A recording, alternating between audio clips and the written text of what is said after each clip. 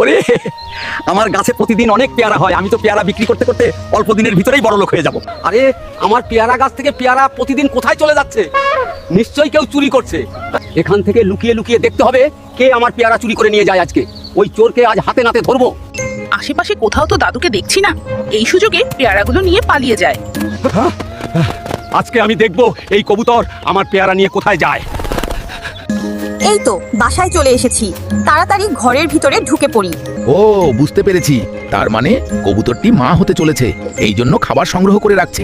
হায় আল্লাহ, এখন তো অনেক ঝড় বৃষ্টি হচ্ছে, আমি এখন কোথায় যাব, কোথায় থাকবো? এখন তো অনেক ঝড় বৃষ্টি হচ্ছে, তাড়াতাড়ি গিয়ে কবুতরকে উদ্ধার করতে হবে। কবুতর বন্ধু, আজ থেকে তুমি আমার সাথেই থাকবে, ঠিক আছে? চলো আমার বাড়িতেই চলো। আরে কবুতর, তুমি তো অনেকগুলো ডিম পেরেছো। তোমার ডিমগুলো দেখে আমার খুব ভালো লাগছে।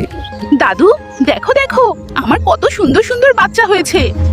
দাদু তুমি কাঁদছো কেন? আমি কাঁদছি কারণ সবাই আমাদের ভিডিও দেখে, কিন্তু অনেকেই লাইক সাবস্ক্রাইব করে না।